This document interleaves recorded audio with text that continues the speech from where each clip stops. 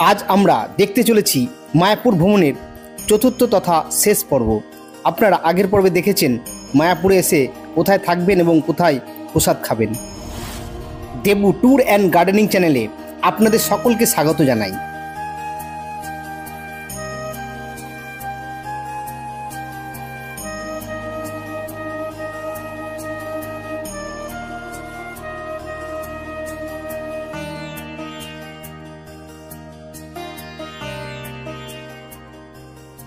দুপুরের প্রসাদ খেয়ে বিশ্রাম নিয়ে আমরা 3টের দিকে বেরিয়ে পড়লাম আশেপাশে যে মন্দিরগুলো রয়েছে সেগুলো দেখার জন্য।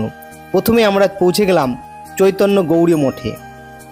মায়াপুর ইস্কন মন্দির থেকে ফেরিঘাট যাওয়ার পথে অনেকগুলো মন্দির পড়বে, সেগুলো আপনারা দেখে নেবেন। মায়াপুর চন্দ্রোদয় মন্দির থেকে কিছুটা হেঁটেই আমরা পৌঁছে গেলাম চৈতন্য গৌড়ীয় মঠে।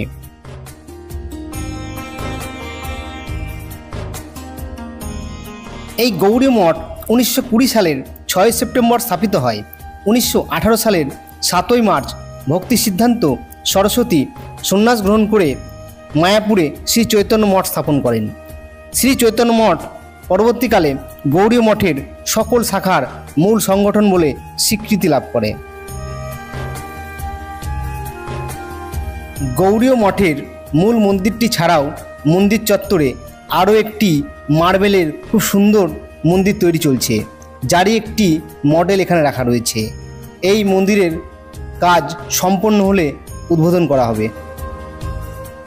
শ্রী চৈতন্য গৌড়ীয় মঠ থেকে ফেরিঘাট যাবার রাস্তায় আরও কয়েকটি মন্দির পড়বে, যেমন শ্রী চৈতন্য মহাপ্রভুর শিবাসঙ্গন, শ্রী চৈতন্য ভাগবত মঠ এবং জগন্নাথ মন্দির। আমরা ফেরিঘাটে পৌঁছে নবদ্বীপ যাবার জন্য টিকিট কাটলাম 10 টাকা প্রতিজন। একদিনের মধ্যে মায়াপুর এবং নবদ্বীপ ধাম দর্শন সম্ভব নয়। আপনারা পারলে এক রাত্রি থাকবেন, তাহলে মায়াপুর এবং নবদ্বীপ ধাম ভালোভাবে দর্শন হবে। আমাদের সময় খুব কম, আজই রাতে বাড়িতে ফিরব, তাই নবদ্বীপ পৌঁছে সোনার গৌরাঙ্গ মন্দিরটি দেখেই ফিরে আসব। নবদ্বীপ পৌঁছে আমরা একটি টুকটুকি করে সোনার গৌরাঙ্গ মন্দিরে গেলাম।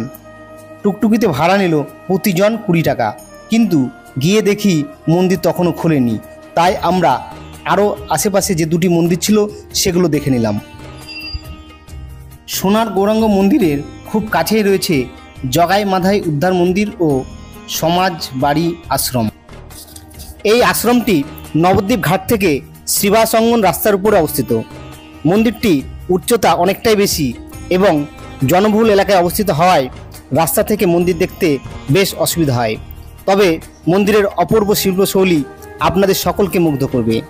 আপনারা মেন গেট থেকে ভেতরে প্রবেশ করে মন্দিরটির সৌন্দর্য উপলব্ধি করবেন।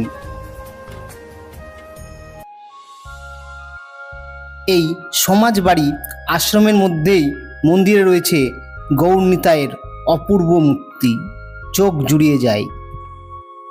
আশ্রমটি প্রতিষ্ঠা করেন এক বৈষ্ণব ভক্ত রাধারমন চরণদাস দেব প্রায় 118 বছর আগে। এরপর আমরা সোনার গৌরাঙ্গ দর্শন করলাম।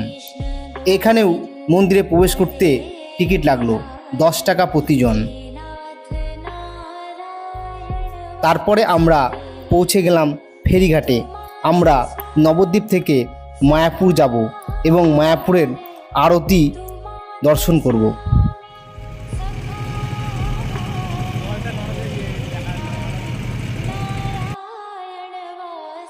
আমরা এখন লঞ্চে করে নবদ্বীপ থেকে মায়াপুর ঘাটের দিকে যাচ্ছি।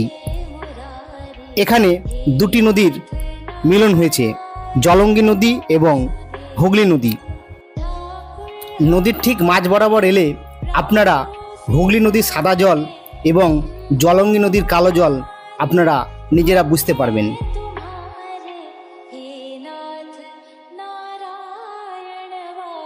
যাই হোক, লঞ্চে করে নদী পারাপার হওয়া আপনাদের এক অন্যরকম অনুভূতি এবং অন্যরকম অভিজ্ঞতার সঞ্চার করবে। তাই আপনারা নবদ্বীপ মায়াপুর ভ্রমণে এলে অবশ্যই এই ঘটনার সাক্ষী থাকবেন। লঞ্চে করে ভ্রমণ আমি তো বেশ উপভোগ করছি এবং আমার পেছনে এই যে প্রীতম ভাই, সেও বেশ মজা করে এই লঞ্চ ভ্রমণ উপভোগ করছে। লঞ্চে করে এই নদী পার করতে প্রায় 15 মিনিট মতো সময় লাগে। সূর্য ডুবে গেছে এবং প্রায় অন্ধকার হয়ে এসেছে।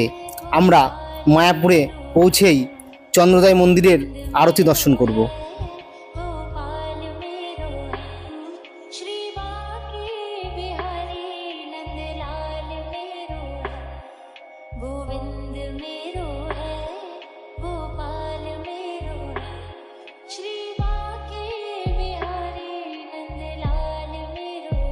এবং জলঙ্গি নদীর কালো জল এবং হুগলি নদীর সাদা জল পরিষ্কার দেখা যাচ্ছে, তবে আজকে ওয়েদারটা সেরকম ভালো নেই এবং সন্ধ্যা হয়ে গেছে, ধোয়া ধোয়া ভাব, অতটা হয়তো ঠিকমতো দেখাতে পারছি না।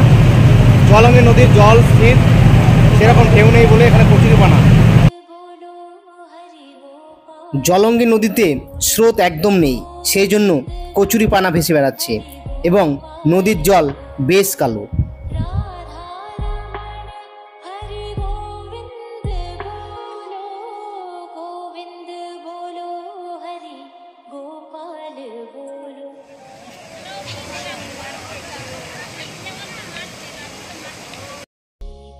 সন্ধ্যা আরতি দর্শন করে আমরা এখন অন্নদান কমপ্লেক্সের দিকে যাচ্ছি।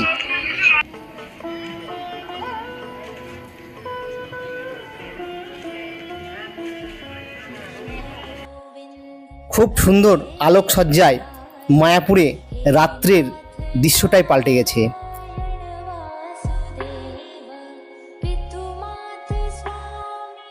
মায়াপুরে অন্নদান কমপ্লেক্সে সকাল থেকে রাত পর্যন্ত বিনামূল্যে প্রসাদ দেওয়া হয়। এই অন্নদান কমপ্লেক্সটি গৌরাঙ্গ কুটিরের সামনে অবস্থিত। আমরা এখন অন্নদান কমপ্লেক্সে চলে এসেছি। এখান থেকে প্রসাদ খেয়ে আমরা রাত্রি 9:46-এ ধুবুলিয়া স্টেশন থেকে ট্রেন ধরব এবং বহরমপুর ঢুকবে রাত্রি প্রায় 11টার সময়। নমস্কার, মায়াপুর ভ্রমণের চতুর্থ তথা শেষ পর্বটি আমি এখানে শেষ করছি। যারা বাকি পর্বগুলো দেখেননি তারা ডেসক্রিপশন বক্সে দেওয়া লিঙ্ক থেকে ভিডিওগুলো অবশ্যই দেখে নেবেন। সারাদিন ব্যস্ততার মাঝে সময় দিয়ে আমি এই ভিডিওগুলো বানাই, তাই ভিডিওটি ভালো লাগলে লাইক করবেন, শেয়ার করবেন এবং আপনাদের কোনো মতামত থাকলে কমেন্ট বক্সে অবশ্যই মতামত জানাবেন। আপনাদের যে কোনো মতামত এবং লাইক আমাকে নতুন কোনো ভিডিও বানাতে উৎসাহ যোগাবে। এবং যারা এই চ্যানেলে একবারে নতুন তাদের কাছে অনুরোধ, চ্যানেলটি অবশ্যই সাবস্ক্রাইব করবেন এবং পাশে থাকা বেল বাটনটি প্রেস করবেন, যাতে ভ্রমণ সংক্রান্ত যাবতীয় পোস্ট করার সঙ্গে সঙ্গেই আপনারা নোটিফিকেশন পেয়ে যান। ততক্ষণের জন্য বিদায়। দেখা হবে আরও একটি নতুন পর্বে, নতুন কোনো সিরিজ নিয়ে, নতুন কোনো ভ্রমণের অভিজ্ঞতা নিয়ে। ধন্যবাদ।